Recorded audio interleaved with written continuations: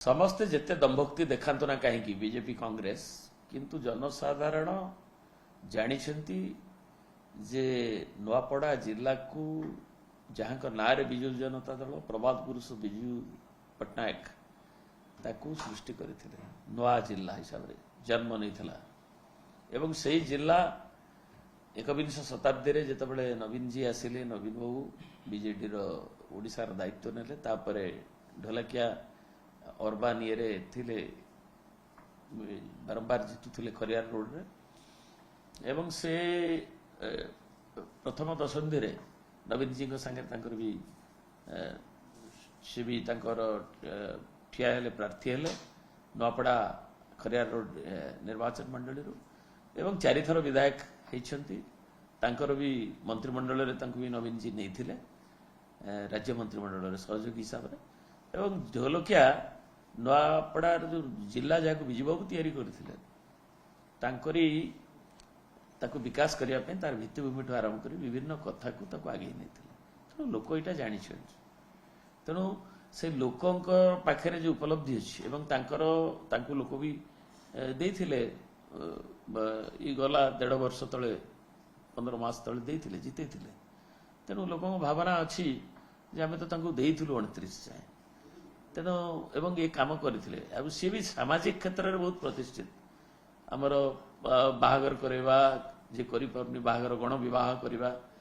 ସ୍ୱାସ୍ଥ୍ୟଗତ କଥା କରିବା ଏପରିକି କେବଳ ନୂଆପଡ଼ା ଖରିଆରେ ସୀମିତ ନ ରହି ଓଡ଼ିଶାର ବିଭିନ୍ନ ପ୍ରାନ୍ତରେ ବି ସେ ଯେଉଁ ଆଖି ମୋତିଆବିନ୍ଦୁ ଏଇ ତାର ଗୋଟେ ଯେଉଁ କ୍ୟାମ୍ପେନ୍ ଅଭିଯାନ ଜରିଆରେ ତାକୁ ନେଉଥିଲେ ତେଣୁ ତାଙ୍କର ଗୋଟେ ସୋଶାଲ କମିଟମେଣ୍ଟ ଏବଂ ଜଣେ ରାଜନେତା ଏବଂ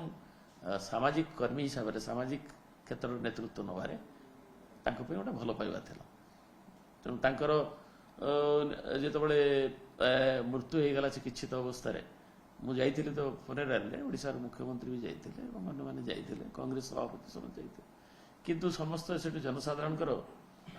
ଯେଉଁ ଆବେଗ ବି ରହିଛି ତାଙ୍କ ପ୍ରତି ତେଣୁ ବିଜୁ ଜନତା ଦଳ ଯିଏ ଯେତେ ଦମ୍ଭୋକ୍ତି କରୁନା କାହିଁକି କରିବେ ତ ନିର୍ବାଚନ ହେଲେ ସମସ୍ତେ ଲଢ଼ିବେ କିନ୍ତୁ ବିଜୁ ଜନତା ଦଳର ପ୍ରାର୍ଥୀ ଢୋଲକିଆଙ୍କର ଅବର୍ତ୍ତମାନରେ ନିଶ୍ଚୟ ଲୋକଙ୍କର ମତ ପାଇବେ ଆଶୀର୍ବାଦ ପାଇବେ ଏଇଟା ଆମର ବିଶ୍ୱାସ ରହିଛି କଂଗ୍ରେସ ସେମିତି ତାର କ୍ଲିୟର କଟ୍ ମେସେଜ ଥିଲା ଯେ ତାଙ୍କର କ୍ୟାଣ୍ଡିଡେଟ୍ କିଏ ହେବ ସେମାନେ ଏଥିରୁ କରିଯାଇଥିଲେ ବିଜେଡି ପାଖରେ ସେମିତି କ୍ୟାଣ୍ଡିଡେଟ୍ ଅଛି ନା ବର୍ତ୍ତମାନ ବଛା ହେଉଛି ଶୁଣନ୍ତୁ ବିଭିନ୍ନ ଯେଉଁମାନେ ବିଜେଡିର ଯେଉଁମାନେ ଆଶାୟୀ ଅଛନ୍ତି କି ଯେଉଁମାନେ ସେମାନଙ୍କ ବିଭିନ୍ନ ସମୟରେ ଦଳର ମାନ୍ୟବର ସଭାପତି ଶ୍ରୀଯୁକ୍ତ ନବୀନ ପଟ୍ଟନାୟକ ତାକୁ ଅନୁଶୀଳନ କରିକିରି ଏବଂ ବିଭିନ୍ନ ପର୍ଯ୍ୟାୟରେ ଆଲୋଚନା ବି କରିଛନ୍ତି ଏବଂ ସେ ତାର ନିଷ୍ପତ୍ତି ଏବଂ ଘୋଷଣା କରିବେ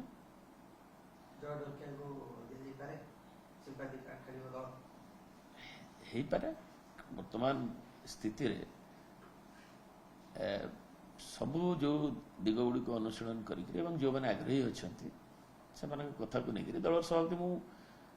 ଭାବୁଛି ନିଶ୍ଚୟ ନିର୍ବାଚନ କମିଶନ ତ ଘୋଷଣା କଲେଣି 20 ଭିତରେ ଅଛି ନମିନେସନ ତେଣୁ ତା ଆଗରୁ ନିଶ୍ଚିତ ଘୋଷିତ ହେବ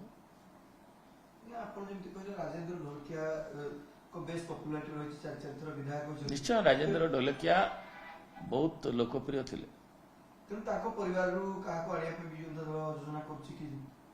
ନାଇଁ ଅନେକ ଯେଉଁ ମତ ତାଙ୍କର ତ ଯେଉଁ ଦଳୀୟ କାର୍ଯ୍ୟକର୍ତ୍ତା ଅଛନ୍ତି ସେଇଟା ତାଙ୍କର ଆବେଗ ରହିଛି ତାକୁ ଦଳର ସଭାପତି ବିଚାର କରିବେ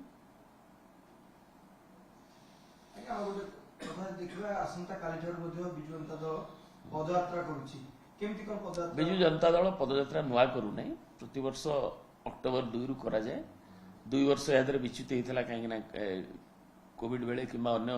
ପର୍ବପର୍ବାଣୀ ରହିଥିଲା ବୋଲି ଏ ବର୍ଷ ଯେହେତୁ ସାର୍ବଜନୀନ ଦୁର୍ଗା ପୂଜା ରହିଥିଲା ତାପରେ ଭସାଣୀ ଲକ୍ଷ୍ମୀ ପୂଜା କୁମାର ପୂର୍ଣ୍ଣିମା ତେଣୁ ଉତ୍କଳମଣି ପଣ୍ଡିତ ଗୋପବନ୍ଧୁ ଦାସଙ୍କ ଜୟନ୍ତୀରୁ ଆସନ୍ତାକାଲି ଏ କାର୍ଯ୍ୟକ୍ରମ ନିଆଯାଉଛି ଏବଂ ପଦଯାତ୍ରାର ଜନସମ୍ପର୍କ ଅଭିଯାନ ପଦଯାତ୍ରା ଏବଂ ସତ୍ୟବାଦୀରେ ଯେଉଁଠି ସୁଆଣ୍ଡରେ ଉତ୍କଳମଣି ଗୋପବନ୍ଧୁ ଯିଏ ଆମର ସେବା ତ୍ୟାଗ ତିତିକ୍ଷାର ମୂର୍ତ୍ତିମନ୍ତ ପ୍ରତୀକ ଥିଲେ ତାଙ୍କରି ସ୍ଥଳୀରେ ପହଞ୍ଚିବ ଏବଂ ଗୋଟେ ପଦଯାତ୍ରା ଯାଇକରି ସେଠି ତାଙ୍କର ସେଠି ଆଶୀର୍ବାଦ ତାଙ୍କ ପାଖେ ଯେଉଁ ସଂକଳ୍ପ ଆମେ ଗାନ୍ଧୀ ଜୟନ୍ତୀରେ ନେଇଥିଲୁ ସେଇ ଅଭିଯାନ ଆରମ୍ଭ ହେବ। ଆଜ୍ଞା ଯେମିତି ଆପଣ ଟିକେ ପୂର୍ବରୁ କହିଲେ କି ସ୍ଥାନୀୟ ବିଜେଡି ନେତାଙ୍କ ଆବେଗ ରହିଛି ଢୋଲକିଆଙ୍କ ପରିବାରକୁ ଟିକେଟ ଦିଆଯାଉ, ତା ଉପରେ ଆଲୋଚନା ଚାଲିଛି ବର୍ତ୍ତମାନ ଦଳରେ। ବିଭିନ୍ନ ଦିଗକୁ ନେଇକରି ଆଲୋଚନା ସୁପ୍ରିମୋଙ୍କ ପାଖରେ ନ୍ୟସ୍ତ ଅଛି ଏବଂ ସେ ଯାହା ନିଷ୍ପତ୍ତି ନେବେ ସବୁ ଦିଗକୁ ଅନୁଶୀଳନ କରିବେ। ଏମିତି କିଛି ପ୍ରସ୍ତାବ ଆସିଛି ତାଙ୍କ ପରିବାର? ମୁଁ ତ କହିଲି, ମୁଁ କହିଲି ସବୁ ପ୍ରସ୍ତାବ ବିଭିନ୍ନ ପ୍ରସ୍ତାବ ରହିଛି ଏବଂ ବିଭିନ୍ନ ପ୍ରସ୍ତାବ ବିଭିନ୍ନ ଆସୁଛି। ପ୍ରସ୍ତାବ ଏବଂ ଲୋକଙ୍କର ରହିଛି ମତ ଆମର କାର୍ଯ୍ୟକର୍ତ୍ତା ମାନେ ଯାହା ଦେଇଛନ୍ତି ଏବଂ ସବୁ ଦିଗକୁ ବିଚାର କରି ଦଳ ସଭାପତି ନିଷ୍ପତ୍ତି ନେଉଛନ୍ତି।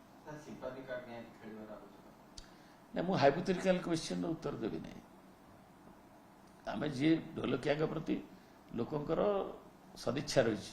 ବିଜୁ ଜନତା ଦଳ ପ୍ରତି ରହିଛି,